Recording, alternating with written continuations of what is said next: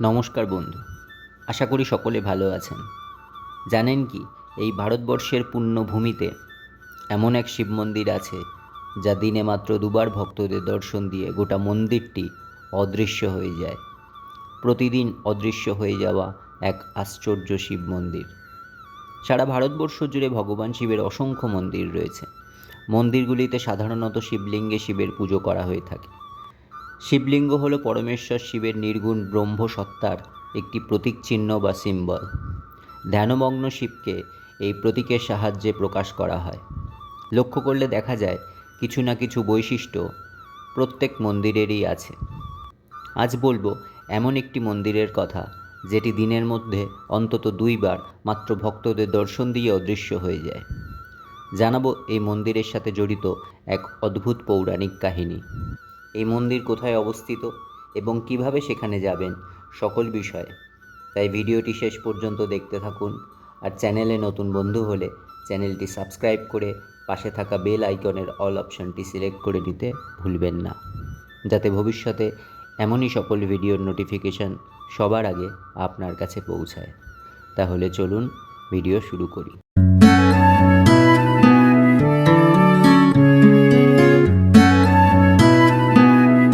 স্থানীয় লোকেদের কাছে এটি গায়েব মন্দির নামে পরিচিত।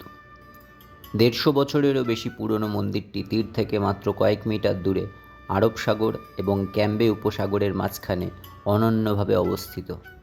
মন্দিরটি অদ্ভুত অবস্থানের জন্য এটিকে ভারতের সবচেয়ে উল্লেখযোগ্য ধর্মীয় স্থানগুলির মধ্যে অন্যতম বলে মানা হয়।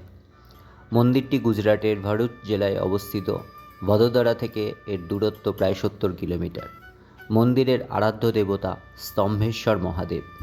সমুদ্রের তটে অবস্থিত হওয়ায় এখানে সমুদ্র দেবতা প্রতিদিন মন্দিরে ভগবান স্তম্ভেশ্বরের জলাভিষেক করে থাকেন। সমুদ্রে নিয়মিত জোয়ার ভাটার সময় এক অদ্ভুত ঘটনা ঘটে। জোয়ারের সময় সমুদ্র জলমগ্ন হয়ে গেলে মন্দিরের সঙ্গে সঙ্গে শিবলিঙ্গও জলের তলায় চলে যায়। তট থেকে তখন মনে হয় মন্দিরটি পুরো গায়েব হয়ে গিয়েছে। এই সময় মন্দিরের কাছে কেউ পৌঁছতে পারেন না। আবার ভাটার সময় যখন সমুদ্রের জল সরে যায় তখন মন্দির ও শিবলিঙ্গের দর্শন মেলে। এই কারণেই দিনের মধ্যে দুবার সকাল ও সন্ধ্যায় মন্দির সমুদ্রে গায়েব হয়ে যায়। এই ঘটনা অতীতকাল থেকে আজও ঘটে আসছে। অতীতে একমাত্র নদী ও মন্দির পরিক্রমাকারী সাধু সন্ন্যাসী ও কিছু গ্রামবাসী এই মন্দিরের কথা জানতেন। বিগত 150 বছর আগে কিছু লোকজন জানাজানি করতে এই ঘটনা সবার সম্মুখে আসে। মন্দিরের এই অদ্ভুত ঘটনার সাক্ষী হতে দেশ বিদেশ থেকে বহু দর্শনার্থী প্রতিদিন এখানে ছুটে আসেন। মন্দির দর্শন করার জন্য পুরো একদিন সময় হাতে রাখতে হয়। মন্দিরে পৌঁছতে পর্চা লাগে, তবে পর্চা সংগ্রহ করা খুব কঠিন একটা কাজ নয়। কাছেই মন্দির কমিটির কার্যালয় থেকে এটি পাওয়া যায়। এখানে সমুদ্রের জোয়ার ভাটার সময় উল্লেখ করা থাকে যাতে ভক্ত দর্শনার্থীদের কোনো রকম অসুবিধায় পড়তে না হয়। এই তীর্থের কথা মহাশিব পুরাণের রুদ্র সংহিতার 2য় ভাগের 11 অধ্যায়ে পাওয়া যায়।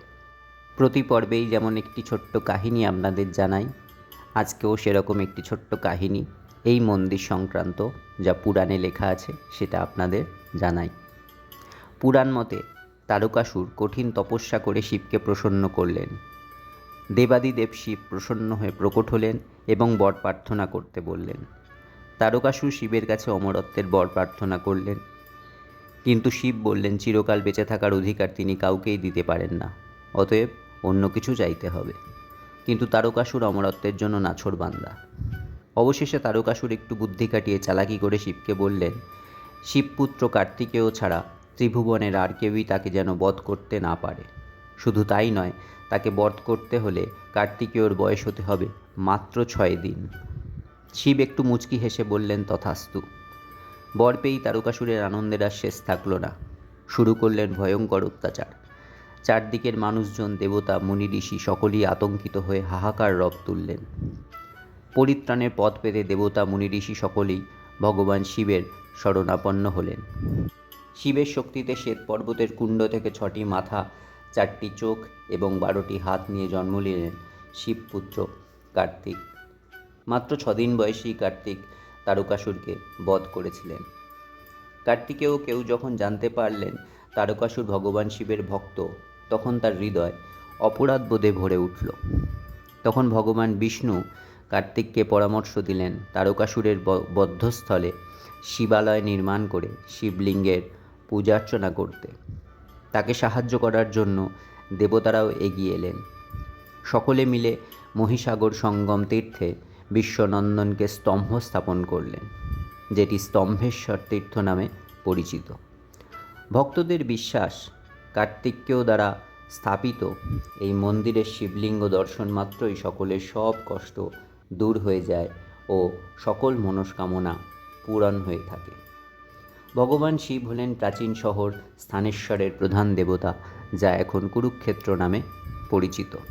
কথিত আছে পাণ্ডবদের সাথে ভগবান কৃষ্ণ এখানে শিবের পূজা করেছিলেন এবং মহাভারতের মহান যুদ্ধে তাদের আসন্ন বিজয়ের জন্য তার আশীর্বাদ পেয়েছিলেন। এই পবিত্র স্থান পরিদর্শন ছাড়া কুরুক্ষেত্রের তীর্থযাত্রা অসম্পূর্ণ বলে মনে করা হয়। বর্তমান মন্দিরের কাঠামোটি মারাঠা বাহিনীর সর্বাধিনায়ক সদাশিবরাও ভাউভাট্ট তৈরি করেছেন বলে জানা যায়। সম্ভবত পানিপথের তৃতীয় যুদ্ধের আগে কুঞ্জপুরায় আহমেদ শাহ আবদালির বিরুদ্ধে তার বিজয়ের স্মরণে তিনি এটি নির্মাণ করেছিলেন। মন্দিরের শিবলিঙ্গটি উচ্চতায় 4 ফুট, ব্যাস 2 ফুট। শিবলিঙ্গের আভা পীতযুক্ত। শিবলিঙ্গে নিত্য পূজার্চনা ছাড়াও শিবরাত্রি ও প্রতি অমাবস্যায় সেখানে মেলা বসে। তখন সারা রাত ধরে শিবের 4 প্রহর আরাধনা চলতে থাকে। শ্রাবণ মাসের দ্বিতীয় সোমবার পুজোর শুভ মুহূর্ত থাকে একটি বিশেষ সময়ে। এছাড়া নিশীথকাল মুহূর্তে পুজো করা হয়ে থাকে। মহাদেবের দর্শনে ভক্তদের সকল সংশয় নিমেষে দূর হয়। এটিই প্রভুর অঘোষিত বরদান। ওম নমঃ শিবায় শান্তায় কারণোত্রায় হেতবে নিবেদয়ামি চাত্মানং তঙ্গতিং পরমেশ্বর। গুজরাটের স্তম্ভেশ্বর মহাদেব মন্দিরে পৌঁছানোর জন্য আপনাকে প্রথমে ভদোদরা অথবা ভারুচ শহরে যেতে হবে। গুজরাটের ভদোদরা অথবা ভারুচ থেকে কাভিকাম্বই গ্রামে যেতে পারেন। সেখানে স্তম্ভেশ্বর মহাদেব মন্দির অবস্থিত। ভদোদরা থেকে ট্রেন বা গাড়ি ভাড়া করে কাভিকাম্বই যাওয়া যেতে পারে। ভারতবর্ষের যে কোনো বড় শহর থেকে আপনি ভদোদরা বিমানে অথবা ট্রেনে যেতে পারেন। কলকাতা থেকে ভদোদরা বা ভারুচে যাওয়ার জন্য আপনি বিমান এবং ট্রেন দুটোই পাবেন। ভদোদরা বা ভারুচে পৌঁছে আপনার গন্তব্য অনুযায়ী আপনি আপনার পরিবহন ব্যবস্থা ঠিক করে নিতে পারেন। ভদোদরা ভারুচ থেকে আপনি কাভিকাম্বই গ্রামের জন্য অটো রিক্সা পেতে পারেন। এছাড়া অল্টারনেটিভলি আপনি ট্যাক্সিও ভাড়া করতে পারেন। কাভিকাম্বই পৌঁছে আপনি স্তম্ভেশ্বর মহাদেব মন্দিরের দিকে পায়ে হেঁটে অথবা অটোরিকশা বা ট্যাক্সি নিয়ে যেতে পারেন। মন্দিরটি সমুদ্রের ভেতরে অবস্থিত, তাই মন্দিরে পৌঁছানোর জন্য আপনাকে জোয়ারের সময় টেনে নিয়ে যেতে হয়। এর জন্য মন্দির কমিটির যে কার্যালয় ওখানে আছে সেখান থেকে আপনাকে সঠিক সময় জানিয়ে দেওয়া হবে কখন জোয়ার হবে, কখন ভাটা হবে। তাই শিবলিঙ্গ দর্শন করতে কোনো অসুবিধা হয় না। এই অদ্ভুত শিবলিঙ্গ আশা করি আপনারাও যাবেন, গিয়ে দর্শন করবেন। দিনে মাত্র 2 বারই দর্শন করা যায়। সেই অনুযায়ী ওখানে মন্দির কমিটি আপনাকে সময় বলে দেবে, আপনি সেই সময় দর্শন করতে পারবেন, একবার সকালে একবার বিকালে। আজ তাহলে এই পর্যন্তই। আবার দেখা হচ্ছে নতুন পর্বে। ততদিন সকলে ভালো থাকুন, সুস্থ থাকুন। হর হর মহাদেব।